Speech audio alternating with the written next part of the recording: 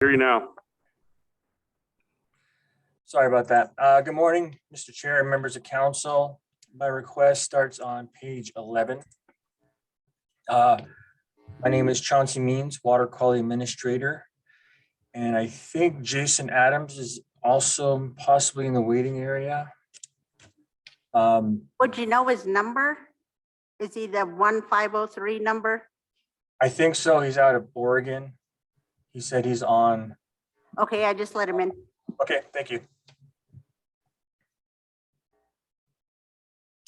We are requesting a collection permit to sample 4 lakes on the reservation. The first one would be in the Jocko Primitive Area, one in the Mission Mountain Wilderness, Twin Lakes, and one on fee land located within, I think, the Mission Valley. And this is called National Lakes Assessment, happens every 5 years.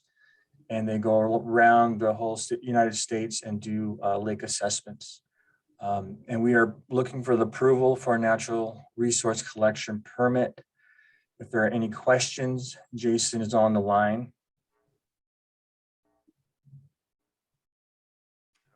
What's the criteria to select the lakes you're sampling?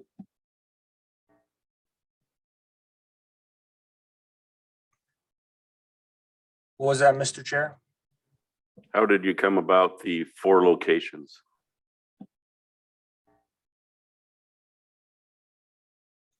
Are you on, Jason?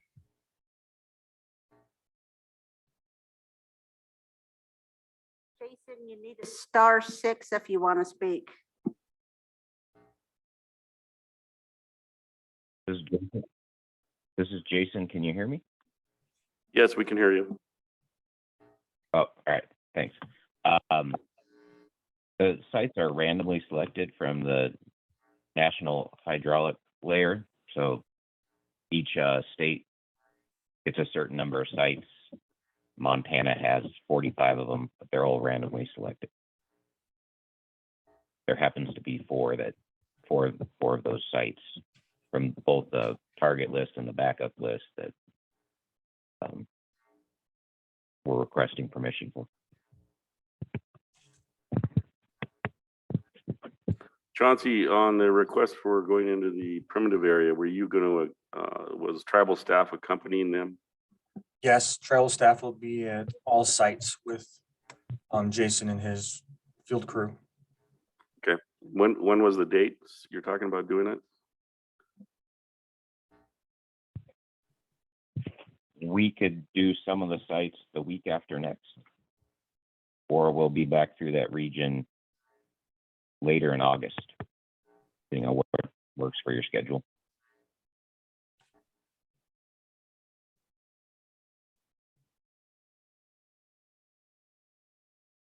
Go ahead, Pink. Thank you, Mr. Chair. Chance, Jason, which one, you know which lake in the primitive area you're gonna take samples out of? Is it just the one lake, or are you gonna have other lakes besides? Because I see in here where it says access may be inaccessible, so I just wondering where you have planning on going. There were 2 lakes.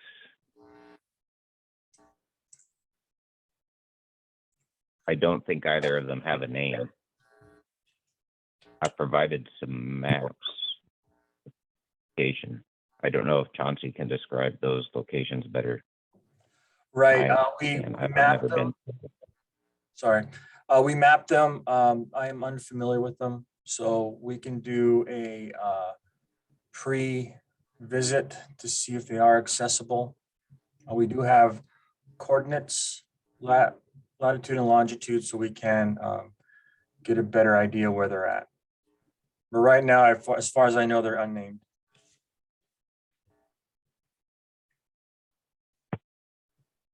Yeah, we try and sample each lake in a day. So if you can't hike in and out with the samples in one day, we would consider those inaccessible.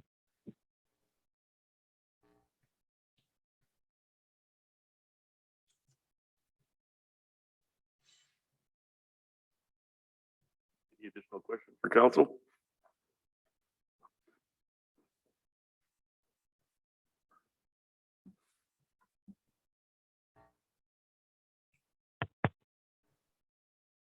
The unnamed lake in the valley floor, it looks like it's on private property, That is correct. and We you've We gotten would, access. yeah, we would notify or ask permission to go onto that property. And we do have a name.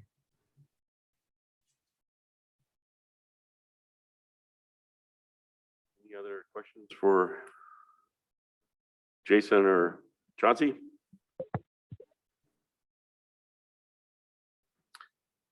Yeah, Chauncey, my only concern is that when you're in the primitive area that travel member staff are accompanying them. The other one would be in the missions would be, well, actually in the primitive area also is have their bear spray with them. Understood.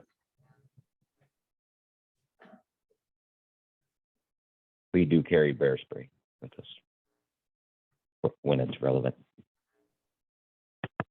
I guess the Twin Lakes one would be critical to have staff with them too, so, but you'll be with all of them on all 4 sample sites, so that's good. Any other questions? I'd make the motion to approve the collection permit. Motion by Martin to approve the collection permit. Second by Jimmy. Any further discussion? Seeing none, all those in favor? Show of hands. Unanimous.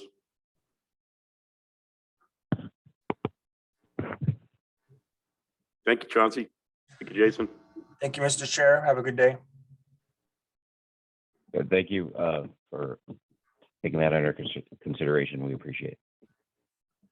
Yep, good luck getting to those two. Thank you. All right, next up, we have Erica.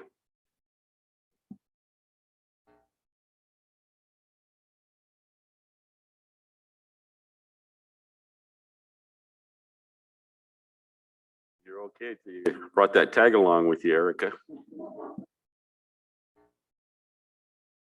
Gotta be careful, those tag alongers. I know, got trouble. Thank you. Good morning, Chairman and council members, and thank you for the opportunity to present an update on our work. I know you're running a little behind, so we're just going to cover one of the things that was on my agenda. My name is Erica Woodall, and I am a professor in the School of Pharmacy at the University of Montana. And we've been working with the Tribal Health Department for the past 15 years on research projects around using genetic information and other individual factors to tailor medicines. So how can we think about using a lot of information about a person to figure out the best drug for them? And on Zoom is Dr. Muskies, who's been our longtime research collaborator with us. You know this guy. And also Vernon Finley's on Zoom. Both Vernon and Lloyd are part of our community advisory board for this project that we started in 2010. You better introduce me. I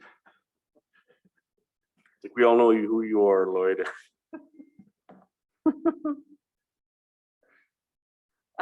So the reason why I'm here today is to ask for permission to publish a manuscript. So this manuscript comes out of interviews that we conducted with 14 people at Tribal Health. So they range from doctors, pharmacists, nurses mostly, asking them about using genetic information to tailor therapy. Kind of asked about their thoughts about it, what it would take to get this into the door as part of clinical care for their patients. Talked about kind of some of the barriers to that, maybe some of the excitement around that. And this was then compiled with interviews we conducted with 2 other sites.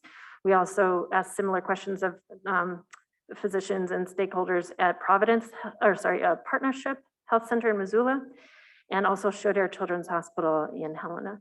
So this paper kind of summarizes the findings from 3 sites and talks about some of the similar concerns, unique concerns. Yeah. I don't know if Leanna, if you want to speak anymore. So Leanna is an author on this paper as well. Dr. Muskie? Good morning, Mr. Chair and council members. Thank you for the privilege to speak in front of you today. I have had the privilege of working with Erica and her team of researchers for many, many years. And we've formulated a partnership that has really flourished and blossomed into meaningful work that has, the vision was to find ways to improve health and health outcomes for our patients and our community members. And we sort of recognizing that our population, particularly American Indians, Alaska Natives, as a practitioner of medicine, we don't often see our folks among those who are studied or who are included in research. And so we saw this as an opportunity to really bridge some of that gap and benefit our population and our communities directly. And through the dedicated and ongoing work, I think, of these projects over the course of many, many years, we're finally seeing some of that come to fruition. I think that will directly impact our communities. And this particular project really helps set some of the foundation for that in getting the perspective of those of us that provide care for our communities from the ground up. So it's been a very interesting and worthwhile endeavor to have this partnership with both Dr. Woodall and the folks at University of Montana, as well as University of Washington, where I happen to be on faculty as a clinical assistant professor as well. So it really has been a meaningful endeavor for the tribes and for tribal health. So I appreciate and happy to answer any questions. Thank you, Dr. Wisdom. Lloyd or Vernon, do you have anything to add? Well, yeah, I just wanted to add that the genetic type of research was kind of an interest to me just because of some of the controversy around, Native American genetics and stuff. And so working with Erica has been really, confirming for me that this organization, U of M, and the research that she's been doing has been, of the highest ethical standards, and making sure that, she established relationships and making sure that,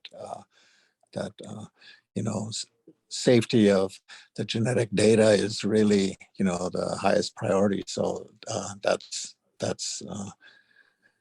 that's been relieving to hear for me, and that's been kind of my interest in participating in this. And then the continued participation is because of the relationships that have been developed, through this whole community group. And so she encourages and at conferences and stuff, and spreads that type of relationship building and trust, to other institutions and stuff. So, it's just been really great working with this group. So, I strongly support all of the research and the things that they do. Thanks. Thank you, Vernon. Lloyd? Yeah, just going a step further on behalf of the Elders Committee in St. Ignatius there, the Salish. Time and time again, they brought forward this type of an approach. And it was really tough decisions to make on their behalf, because they don't know these type of things and that type of things that's going to happen as we go along. And that's the curiosity type of thing which I kind of guaranteed them to be protected. And I'm like a fish out of the water. These guys are all doctors and professors and everything else, and and I just like what you said, just have to tag along and make sure that a lot of the people that's involved with this don't know our ways. And that's the big thing, as far as I'm concerned, is that make sure they follow our old traditional ways that we have and we was raised, and make sure that they're all protected in a good way, you know. And, nothing, just like Louis used to say, I mean, you know, the good part is always what we strive for our people, and make sure that the old ways aren't stepped on in any type of way. And so we can kind of carry these type of things on the best we could. And being part of this organization, it's really interesting because your curiosity gets the best of you, and it makes you wonder about research and these type of things on our own people, and how it's going to come about. And I'm looking forward to the day that they finalize these type of things, and it really sheds light on different types of diseases that we have. For instance, you know, all of our 3 tribes on this reservation be impacted. I'm just glad to be part of this, and sitting in the back, taking it all in. Thank you, Lloyd. Thank you. Thank you. Well, I mean, you volunteered to be on the advisory for this, so appreciate you doing that. Any questions for Dr. Woodall or other participants? Seeing none, would entertain an action on this.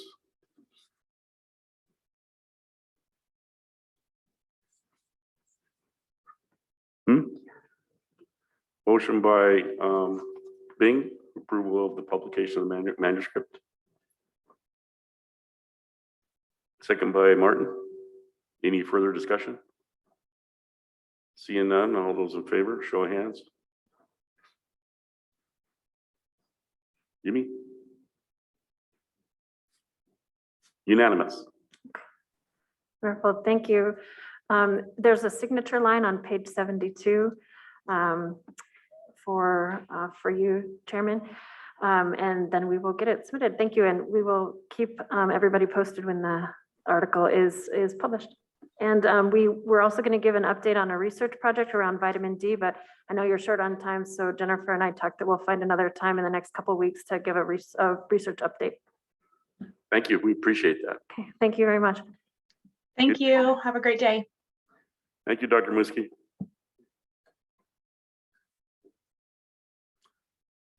All righty. Thanks, everyone. Thanks, Vernon.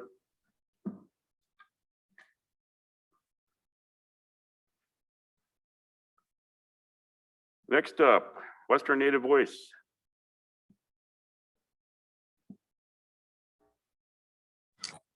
Hello, good morning. This is Taheen with Western Native Voice, and I am the Deputy Director for the organization and located in Billings. And we thank you for your time in meeting with us. We have some information to share with you all, and potentially some questions. But for right now, I believe my colleague Abdel Russell is on the line. Abdel, do you want to jump in? Yeah. Good morning, everybody. How are you doing? Ellie, especially you. Good to see you again. I hope everybody's doing well.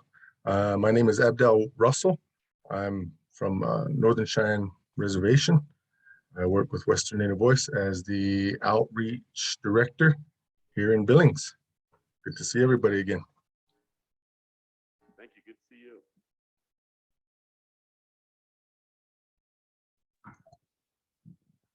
I'm not sure if anyone talked. If I thought I heard, maybe heard a voice, but I'm not hearing. It wasn't very loud. So anyway, Abdel, do you want to get us started? Yeah, sure. So the first thing that I wanted to bring up to mention was I was in contact. I'm not sure if which council members um, were notified of this, but can everybody hear me all right? Is thumbs up? Yeah, Yeah. we can hear you very well. Thank you. Okay, all right. So to make sure. So I was in contact with Lindsay, and one of the main one of our main discussions was getting a voter registration kiosk placed somewhere inside the building. And I wasn't sure if any council member was made aware of that, but so I did send a document as well to share, and it just goes into more detail about the OVR, which is the online voter registration. It's just a small stand with a tablet on it, stands about 4 feet tall, with about 12-inch diameter, which can sit in any small corner. I was planning on showing some pictures, but so we do have some set up throughout the state. Our most recent was placed at Fort Belknap tribal office, as well as Fort Belknap Community College. At the tribal office was placed right at the entrance where they have a little waiting area. And then at the college, it was placed in the learning center. They say that's where they get most traffic. So Screen the- share is available if you wanted to share your screen. oh, let me see if I got a picture here. Just, you know, Lindsay's here in the audience, as is other staff. And she did give us an update on this the other day. So the one question when we reviewed it with the council here was, it seemed like there was multiple steps, and if there was a way to make it easier, so there wasn't so many steps, that if someone went up to a spot, they would be able to enter the data, print something out, and actually put it in a letter right there or envelope and mail it off. So it didn't require something to come back to them, and, you know, additional steps and time. So it seemed to be, if there was a way to facilitate something like that, might be an improvement you might want to consider.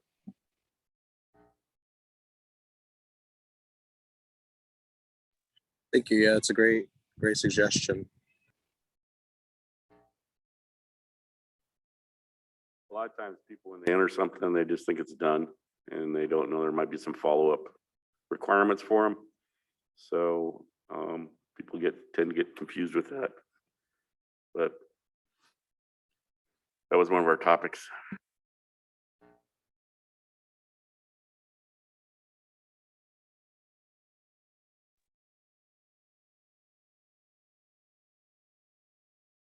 Okay, let me see if I can share my screen here, just to give you an image of what it. Everybody see that all right? Yes, we can see it. That's just a small, by looking at it, it's not very big, not very wide, can fit into that's located at Little Bighorn College in their student union building, which we've also reached out to Salish Kootenai College as well to see if we can get one set up there. So I just wanted to show this to you to kind of give you an idea of what it looks like.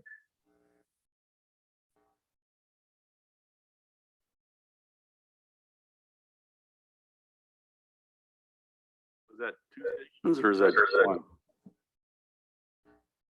I'm sorry? Is that 2 different stations or is it just one? Oh, just one, just the one on the left.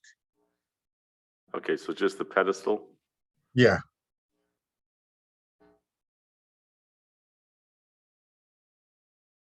And the setup, the connection doesn't take very long when we go to install them.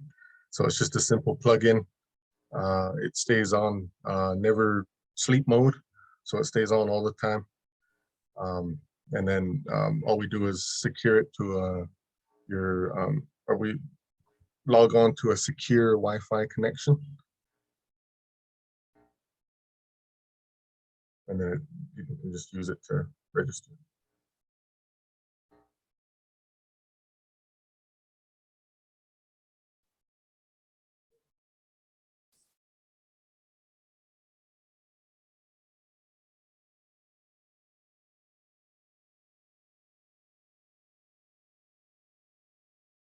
Let's see.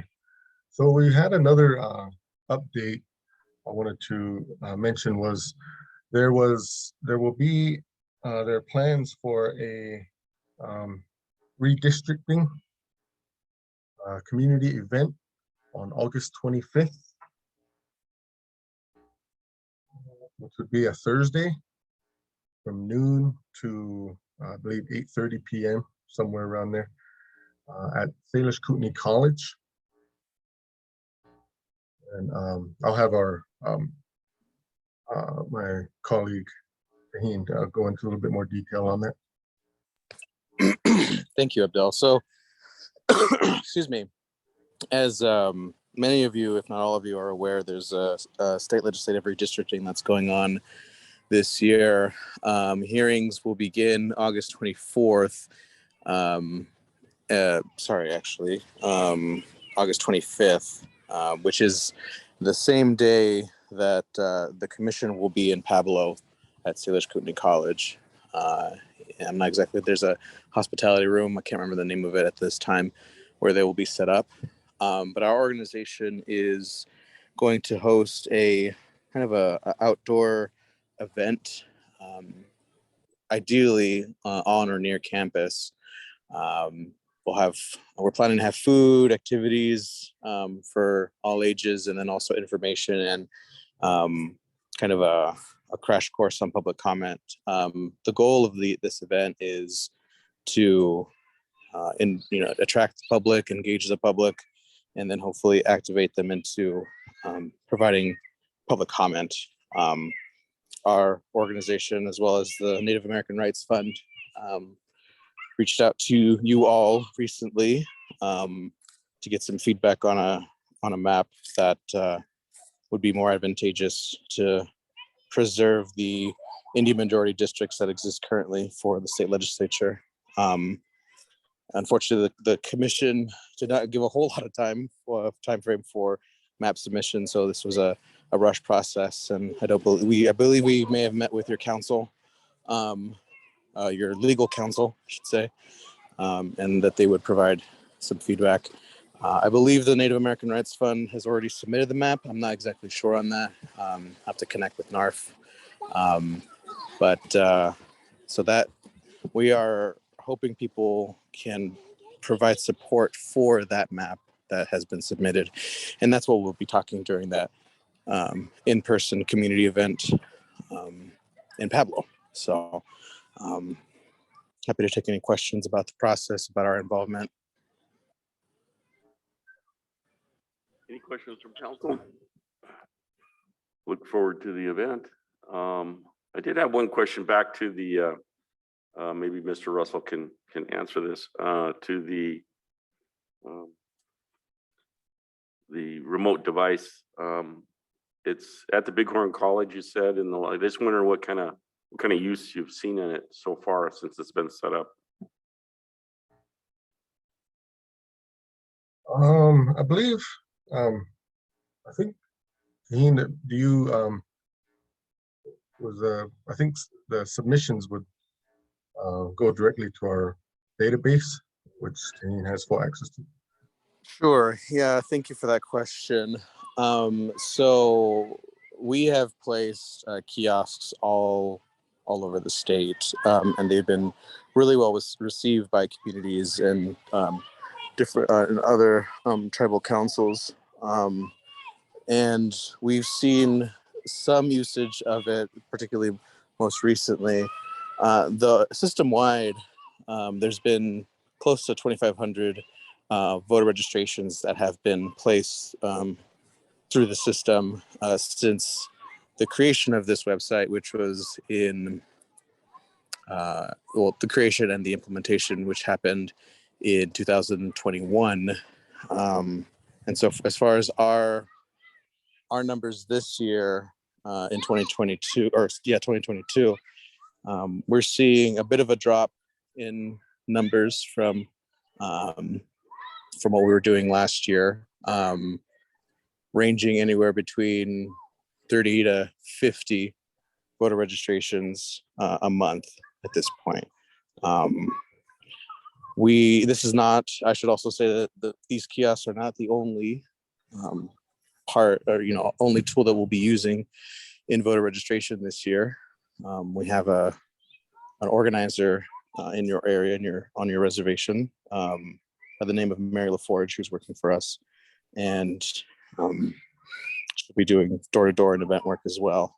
And so it's we're doing what we can to encourage this. Some of the locations that we have these kiosks in around the state are in tribal nations that haven't really opened their buildings, their government buildings, open to the public to just come in. And so the lack of foot traffic is definitely a major contributor to that. And so that's, as far as I know, with the kiosk. And the kiosk is not the only way that we use the website. Our organizers are also using the website in layering that into their work to provide maximum coverage of the spread. I guess follow up on that particular question. If someone goes to the kiosk, they enter their data, information has to be mailed back to them, and then they have to again respond through that. So I guess my question, do you have any idea of how many people have completed the process all the way? At this point, about half of the mail or of the forms that we've mailed out have been actually gone through completion. There are some that are currently out and about because they were recent submissions to our website. And so what we do on our end is we do follow up with these applicants. We don't just leave it and hope that they do it, because we can check if a voter registration was submitted or updated. The Secretary of State provides information on the date. And so if it's after the date that we sent out the form, we can realistically surmise that was a completed form. But yeah, we follow up with the applicants to make sure that things go through. Ultimately, of course, it's up to them to remember and to actually do it, but we do what we can to sort of mitigate potential pitfalls of not getting these forms in. So it's a sort of all hands on deck. We know that this system is not perfect. In fact, in a perfect world, in a just world, we would see that the state would be leading this charge of creating online voter registration. But of course, they're asleep at the wheel when it comes to voting rights and access to voter registration. So it's up to organizations like us and our partners to put something like this together to demonstrate the ease of it. And because we're not a government entity and we can't gather ID information and we can't gather a signature digitally because of statute, it does mean that this process is clunky. And as much as we would like to streamline this as much as possible, there are limitations to that. I do appreciate the suggestion about having a print option. That's something that, as we continue to have these kiosks deployed in different areas, that we can work with the website developer to find a way for that to be possible, and also see logistically how printing could be done through such a small device. And so, thank you. Thank you. Any other questions for Western Native Voice staff? Anybody? Nothing? Okay. Well, thank you for the update and what's going on. Yeah, absolutely. And also wanted to really, we'll be reaching out again on the redistricting topic and to get some sort of resolution or an official statement from your government in support of the map that NARF put together. And so that'll be forthcoming. And again, I think there was a question in the chat, I think I might have peeked at, that wanted to know the date of it, and that's August 25th, which is the first day of the redistricting hearings. They're starting in Pablo, then they'll go to Missoula, and then there'll be a Zoom hearing for the Western region. So the state has been split up into different regions as far as the outreach tour from the commission. And so they'll start west, then go into central and then eastern Montana. So this next set is really important. I know that there's some folks around the state that are very disappointed at the breakdown of the congressional maps. And so one of the major things that I also want to highlight is that competitiveness has been really highlighted in the process to create this map, and there is a formula that will be used, a ratio that I'm not keen on the details, but I've been informed that there's a ratio to gauge competitiveness, and hopefully folks that are more friendly to tribal issues can be afforded some measure of competitiveness to have actually a fighting chance to be elected to the state legislature. So, and then also it's important to note that our general work as organizations, both Western Native Voice and Native American Rights Fund, is to, at the very least, preserve Indian majority districts that currently exist.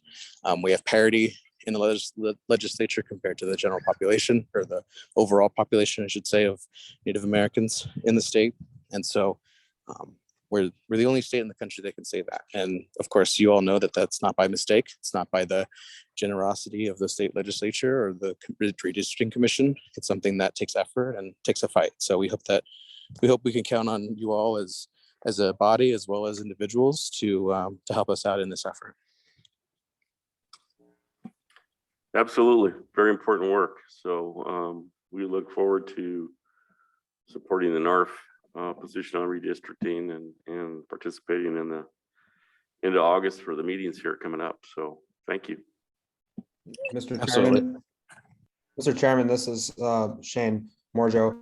Just Good, wanted to say thank you, Abdul and Tajin, for all your work in Western Native Voice, and certainly look forward to our team, legal team, Lindsay, John, and Katie, and everybody with the council, and continuing to work with you all on all your great efforts. And I think the comments that the chairman shared today about the printers and getting those things turned in quicker, and assuring that they don't get lost or punted to the future would probably help us ensure that more people get more of those submitted. So, I think everything adds up, and appreciate all the work you all are doing to try and find ways to get people to vote.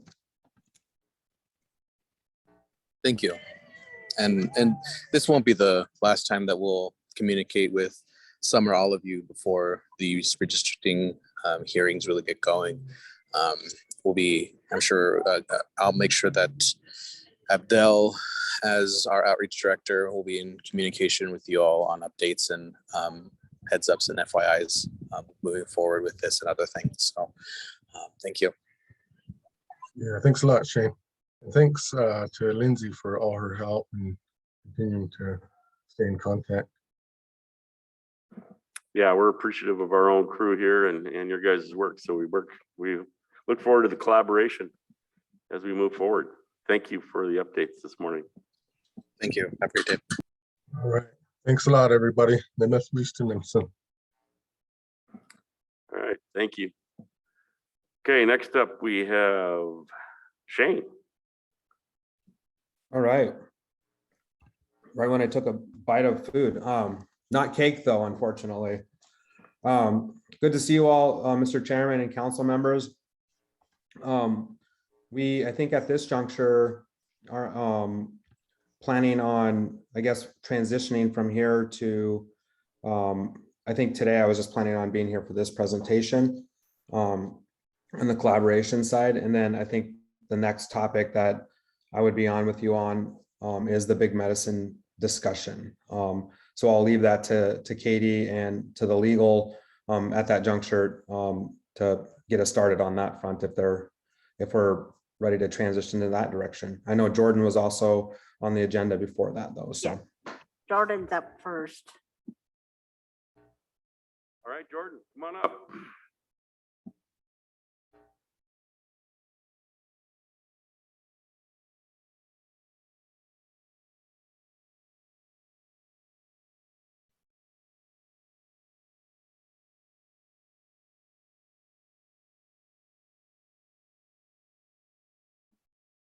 All right. Chesquext, Kasu Quiltnam, Chairman McDonald, members of Tribal Council. It's good to see everyone this morning. We have a food sovereignty update for y'all this morning. Hopefully we'll be pretty quick and brief with it, about 15 minutes. And we've got a PowerPoint for you guys to take a look at too. So hopefully you guys are seeing that on your screens. So anyway, it's first slide, food sovereignty update. We got our crew listed there. Our legal department reps, Lindsay and Katie are here with me today. And then our food sovereignty team, Josh Brown, Joel Claremont, Casey Ryan, Amara Webster, and Virtual Dupuis, kind of an honorary member. And then Trina Fiance, our food consultant, and Jack Helmsing.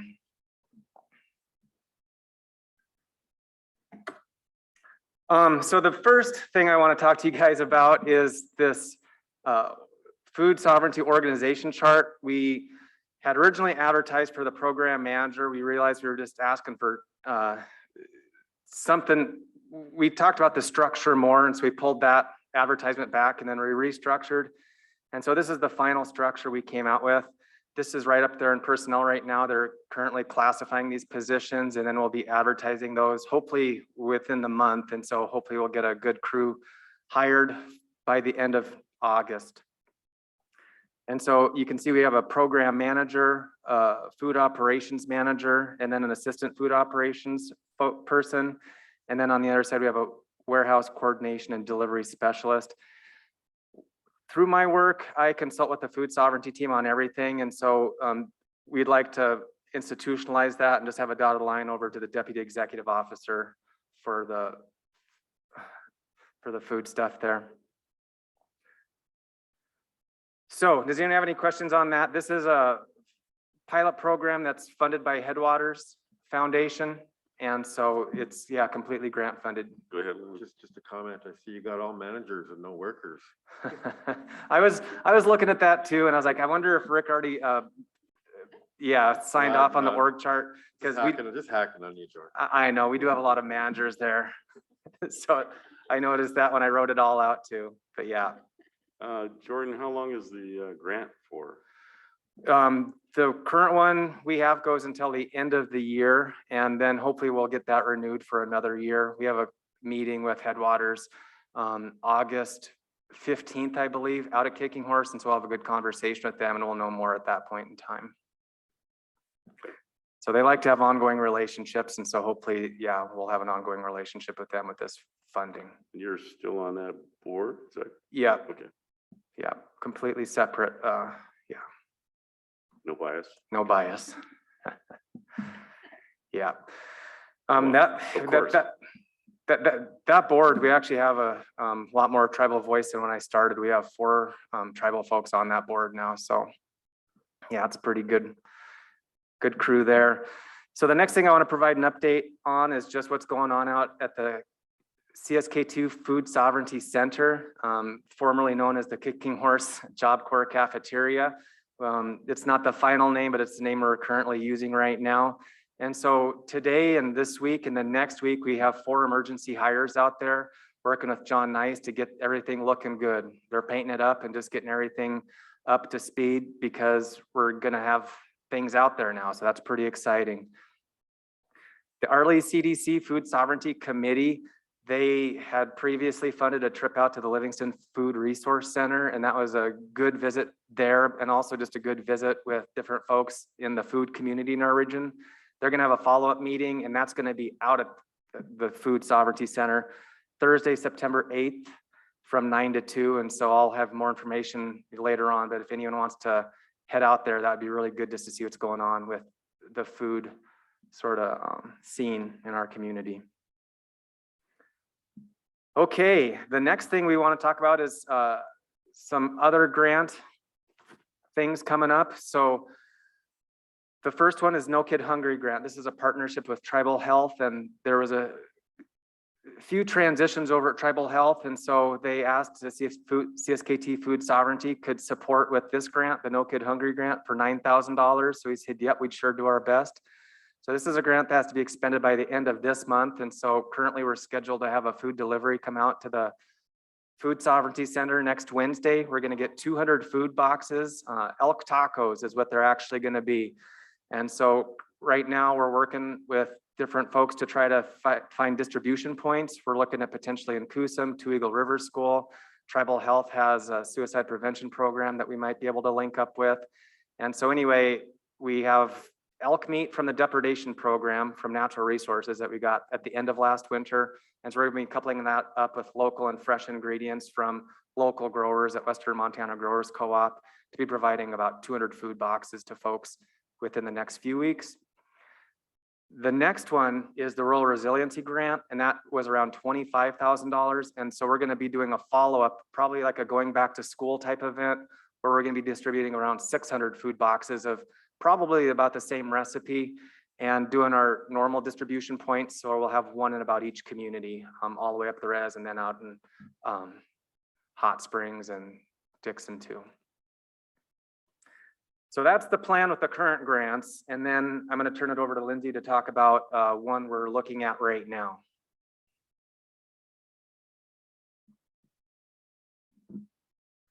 Morning, Council.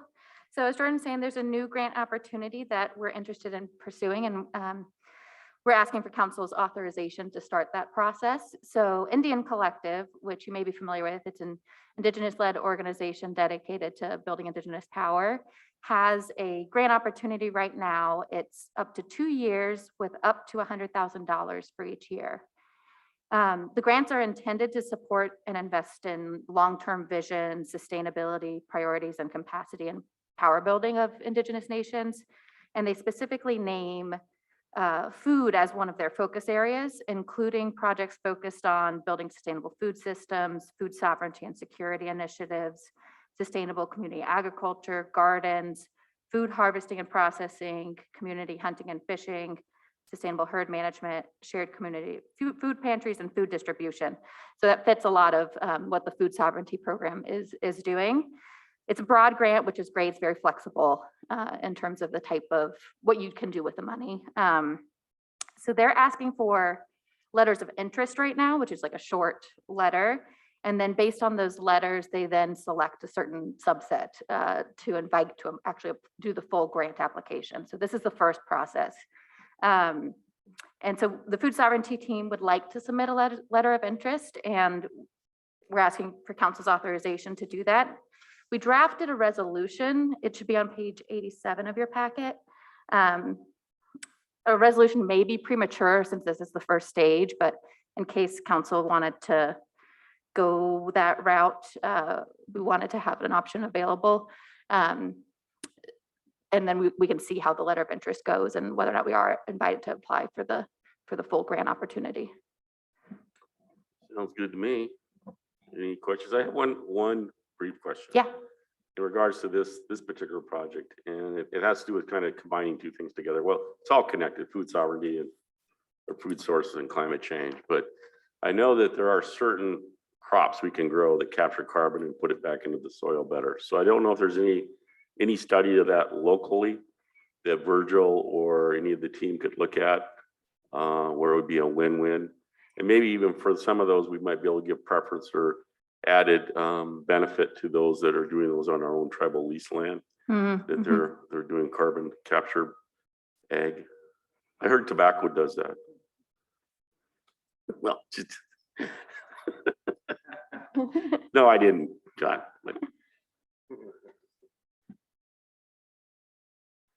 That's a great suggestion. I don't know of any research currently going on about that. I don't know if we can ask Virgil about that and. Yeah, and I know there's raise some, that.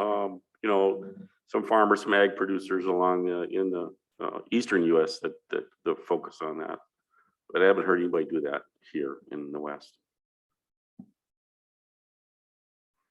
That's a great idea. And this grant in particular, they do place a lot of importance on sustainability and climate resilience and using the funds towards that. And so something like that could be perfect for this kind of grant.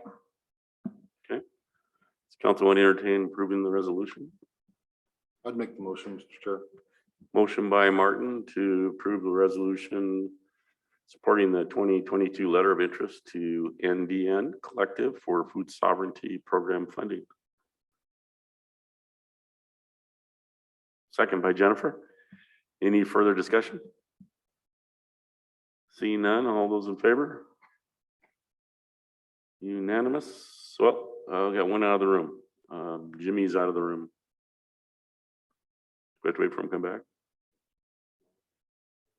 We had a quorum. We're good. Okay, we're good. Got it. Thank you. And I'll turn it over to Katie now. Oh. So, yeah, this is exciting. Thank you for that. And we're rolling on food sovereignty. It's going slow, but I just really appreciate all of the thought and effort that's gone into it. So I believe we're doing it right. So, and the other thing is it's currently 100% grant funded. I think as we continue going down the road, we'll see how we can start supporting that in other ways as well. So it can be self-sustaining, but yeah, it's so far so good. So with that, I'd like to go into executive to talk about a executive matter, and I don't mind if, you know, legal's in the room, if that would be all right.